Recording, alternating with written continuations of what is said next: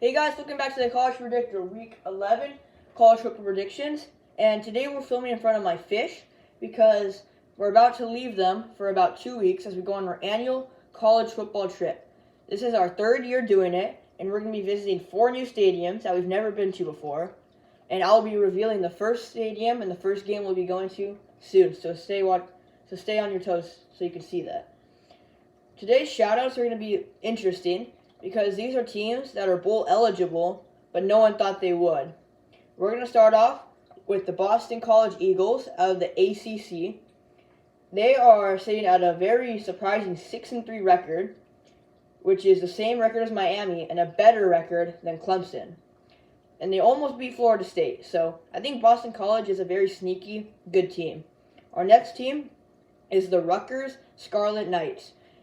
Rutgers is sitting at 6-3, and at one point they looked like they could even compete against Ohio State, Penn State, and they did compete against Ohio State for a little bit, but ultimately they couldn't pull it off. Then we have the Jacksonville State Gamecocks, who this is their first year in FBS, and they're pretty much leading their conference if it weren't for Liberty. They're sitting at 7-3, and if Liberty was still independent, they'd be making conference championship games. And our last one is the University of Nevada, Las Vegas, or UNLV, who are sitting at a 7-2 record, when last year they were one of the most unheard of teams. And if we look at their losses, they were against currently number 3 ranked Michigan. They were number 2 when they beat UNLV. And they lost to Fresno State, who is currently second place in the conference. So congratulations to these 4 teams for shocking the college football world and making bowl games. Let's go out to our player shoutouts now, which we're only going to have 2. One of them is going to be Washington's running back Dillon Johnson, and the other one is going to be the quarterback for UAB, Jacob Zeno. Let's start off with Dillon Johnson's stats. Dillon Johnson, the running back for Washington, ran for 256 yards and 4 touchdowns in their 52-42 win over USC. He is playing great for the number 5 team in the nation, and if they hope to make the college football playoffs, Dillon Johnson is going to have to continue to play like he did against USC. For UAB's quarterback, Jacob Zeno, he threw for 484 yards, 5 touchdowns, to only 1 interception in their 45-42 win against Florida Atlantic University. These 2 players are individual shoutouts. Congratulations to them. Alright, now we can get into games. Let's get into our first game, which we're going to start off with a big rivalry in the ACC. The University of Miami against 4th-ranked Florida State Seminoles. Florida State, they're on their way to the playoffs. They have the clearest path to make it. They play Miami this week, North Alabama next week, and then they have to go on the road to the Swamp in Florida. This game, I feel like it will be close, at least in the first half. This game is a huge rivalry game. It's going to be heated. It's going to be electric in Doak Campbell Stadium. And the difference maker is going to be who can win the battle on the line. Who's going to be able to block better, who's going to be able to rush better. And if we look at Miami's offensive line, they haven't been the most impressive. Since Tyler Van Dyke hasn't been having a good season, people are going to blame the offensive line for some of that interceptions. Meanwhile, Florida State's defensive line is looking really good. We already know Jared Verse. He's been playing amazing this year. He's one of the most talented defensive ends in college football. So look out for number 5 if you're watching this game. But they also have a bunch of other underrated players on their defense. We'll start on the defensive line where they have Fabian Lovett, the defensive tackle, 6'4", 318 pounds. The senior from Vicksburg, Mississippi, has been having a very solid year so far, and I expect him to have a good game this week since they're going to be worrying about Jared Verse more. On the other hand, Miami, they're going to have to find Xavier Restrepo. That's going to be their only hope to go against Florida State's defense, since I think Florida State's offense, with Jordan Travis, Keon Coleman, who should be back, I'm pretty sure Johnny Wilson should be back as well, they're going to score every drive, if not every other drive. So Florida State is the way better team in the situation, and because of that, Florida State is sitting at a 14-point favorite, and I think this game's going to be closer. We saw Florida State only beat Pitt by 17, and Pitt beat Louisville, and Louisville's a good team. So I think Florida State, 14-point favorites, they're going to beat Miami at home by 10. Let's go to our next game, which is a rivalry in basketball more than football. The Duke Blue Devils against the 22nd ranked North Carolina Tar Heels. I mean, if this was basketball, it would be on every channel on TV, every radio station, and it would be the first thing that pops up when you go to ESPN. But these teams are good at football now. These are two blue bloods in basketball, but their football teams have been playing good. North Carolina has Drake May. He's been having a great year so far, although he hasn't been living up to the hype as everyone thinks. People are saying he's the number one pick and the best college quarterback this year. He has not lived up to that hype, and because of that, he's overshadowed by how talented he actually is. North Carolina is 3-2 in conference play, with their losses being to Virginia and Georgia Tech, which is very weird, because those are two very winnable games, and they could be sitting undefeated right now in the top 10 if it weren't for slipping up against those two games. They're already bowl eligible. They're staying at 7-2 right now. They earned their way back up in the college football rankings. And their next game after Duke is at Clemson and then at NC State. So they have a tough schedule from here on. So I think they have to win this game if they want to get into a New Year's Six Bowl, since it's their last home game. Duke, Riley Leonard getting hurt really affected their year. I mean, we saw at the beginning, they were playing amazing. As soon as they beat Clemson in week 1, everyone was talking about Duke. Everyone was talking about Riley Leonard. And from there on, they had a 4-game winning streak.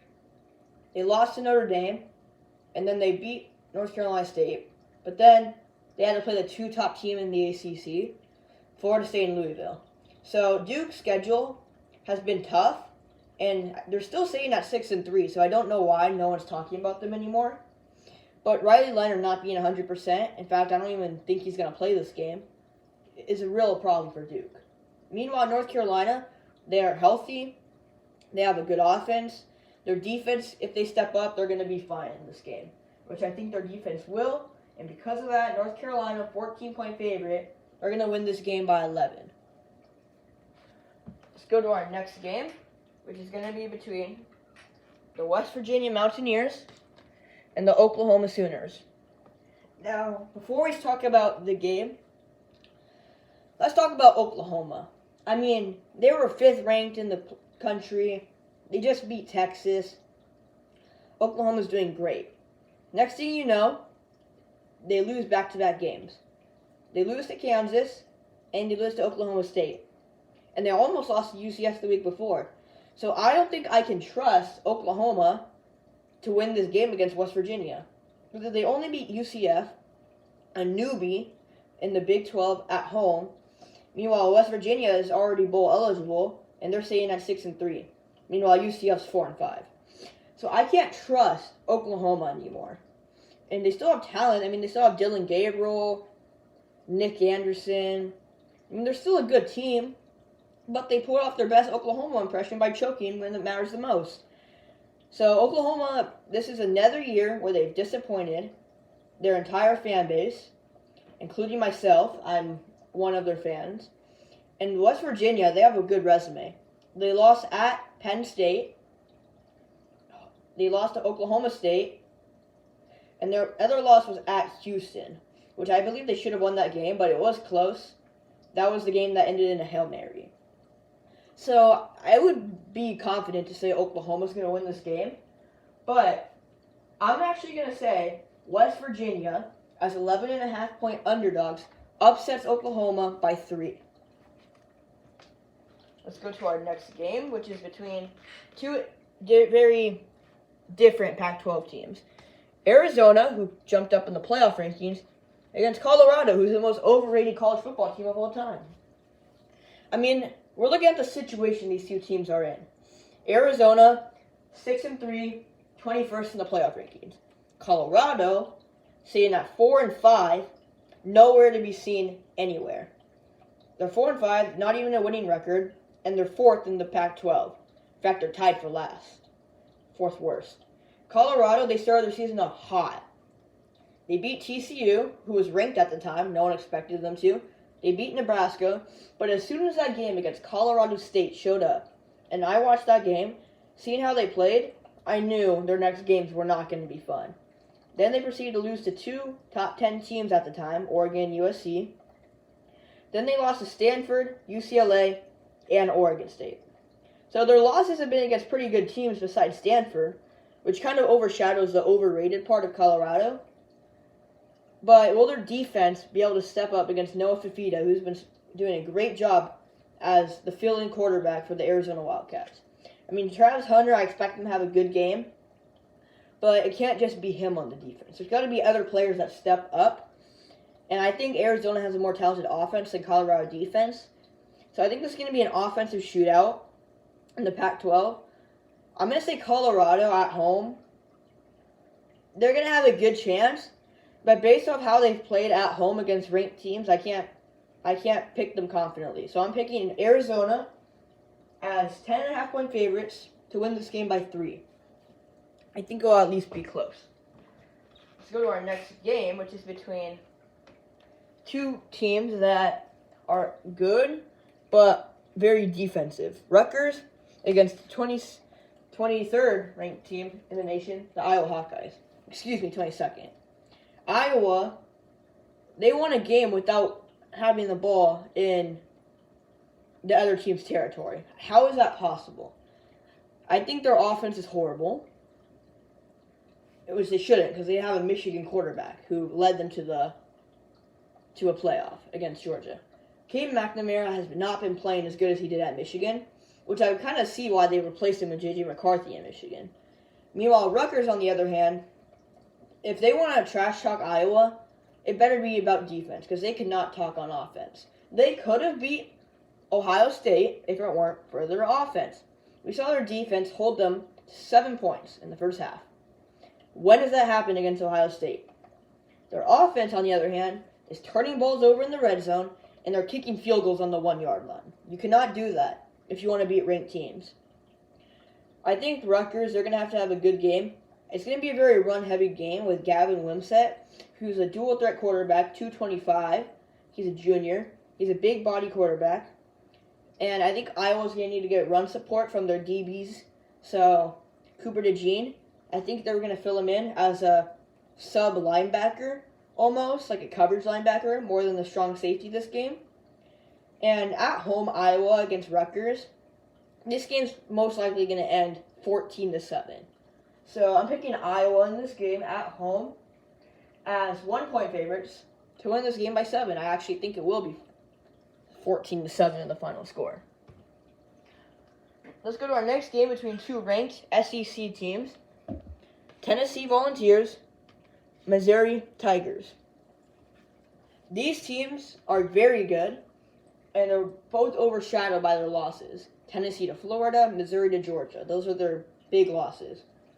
I mean, this is a good game. This is the 13th ranked team at the 14th ranked team, and being in Missouri really helps. Tennessee next week, they got a big game against Georgia at home. They need to get momentum going into that game. It'd feel really good to beat a ranked team before you have to play the number 2 team in the nation.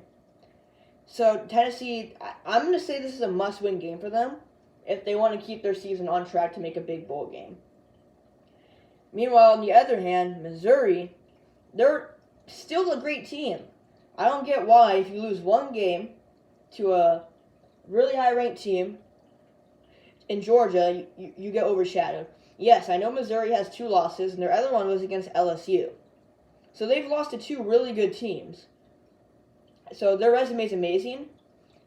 If they lose to Tennessee, their season went from New Year's Six Bowl down to Military Bowl. So Missouri, this is a huge game for them. I think at home they will rally. Tennessee actually, however, is a 2-point favorite. And at home, it's hard to pick against Brady Cook and Luther Burden. So I'm taking the Missouri Tigers to win this game by 4. Next game, Utah-Washington. Washington just came off the win against USC, which really really helped them. That kind of got their momentum boost. That kind of proved that they're for real. They could win on the road. Utah, they're having a sneakily amazing season without their starting quarterback, Cam Rising. I mean, Bryson Barnes, he's been playing pretty solid, filling in for Cam Rising. He's been hurt the whole year. But also Nate Johnson, he's been a dual threat down at the goal line. So Utah, they're not out of the conversation of this game. Washington have Michael Penix, Rome Odunze, Jalen Park, Jalen McMillan, Dylan Johnson. I mean, that's got to be the scariest 5 in the nation. I mean, they have a really good receiver core, a Heisman favorite quarterback, and a running back that just rushed for 4 touchdowns, which is impressive, but when you see it was against USC's defense, it feels like a 12-year-old could do that. So, Washington at home in this game, I expect them to play good, and I'm considering this a trap game. They cannot lose to Utah after being Oregon and USC this season already. So, Washington has to avoid falling into the trap of Utah, and if they win this game, they have a very clear path to the conference championship. So, Washington at home, I'm picking them to win by 10 as 9-point favorites. Let's go to our other game in the Pac-12 between the USC Trojans, who are unranked, against the Oregon Ducks, who are ranked 6th. I mean, if you watch the college playoff show, they said that Oregon should not be ranked above Texas and Alabama one-loss teams because of their resume and the teams they've beaten. Oregon, they lost to Washington, who is 5th ranked in the nation. Yes, their losses in their resume are good. But when we look at their wins, they've only beaten one ranked team, which was Utah. And I guess you could say Colorado at the time, but that doesn't really count anymore. So Oregon's wins have not been against great teams, but the good sign is against the bad teams, they've been winning 63-19 and 42-6 2 weeks in a row. 55-10, 81-7. Oregon's been playing good against teams that aren't good. And USC sucks now. Oregon at home, that's always a tough environment to play in. USC defense, they just fired their coordinator. They're not going to get better in a week. If they can't learn to stop good quarterbacks, such as Bo Nix, how are they going to survive in the Big Ten against Ohio State, Penn State, and Michigan? Not to mention Washington and Oregon coming with them. Oregon, they're going to destroy USC at home. 15.5-point favorites, 20-point win. All right, we got 2 more games to go, which is, we'll start in the SEC. Ole Miss, Georgia. Georgia, they came off the win against Missouri, which is huge for them. Ole Miss, they're staying at 8-1. This is a big game. Ole Miss, they can still make the conference championship. They just need Alabama to slip up. And Georgia to continue to play good. If Ole Miss wins this game, which I don't think they should because it's on the road, but if they do end up winning this game, they're going to have a clear path to the conference championship if Alabama loses. Now, they need Alabama to lose, and if they both have 1 losses, Ole Miss isn't going to make it because of the tiebreaker. So Ole Miss is almost out of the conversation, but Georgia, they cannot afford to slip up at this point. They're the number 2 team in the nation. If they slip up, they're done. Now, Georgia at home is a hard challenge for them, and I think Carson Beck's going to have a great game.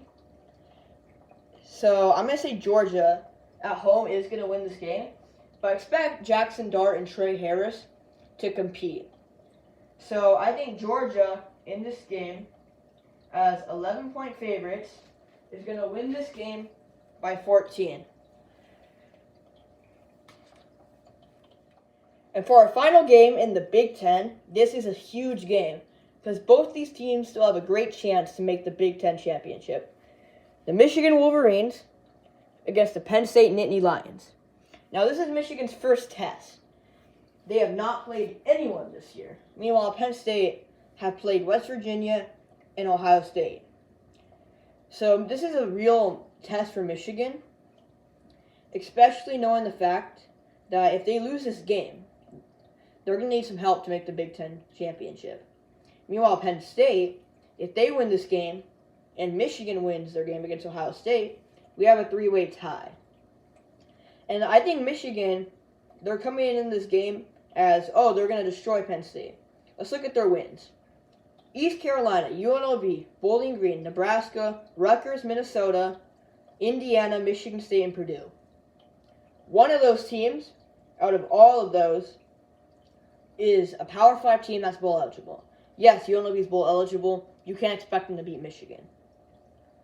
Penn State, they're sitting at a 1-loss team, and everyone's saying they're done. Their one loss was to the number 1 team in the nation. Come on, don't count them out. Penn State, at home, I expect it to be electric in Happy Valley. I expect Drew Aller to have a great game, and he's going to have to find Keandre Lambert-Smith. He's been quiet this year compared to all the hype. I think this is going to be his breakout game.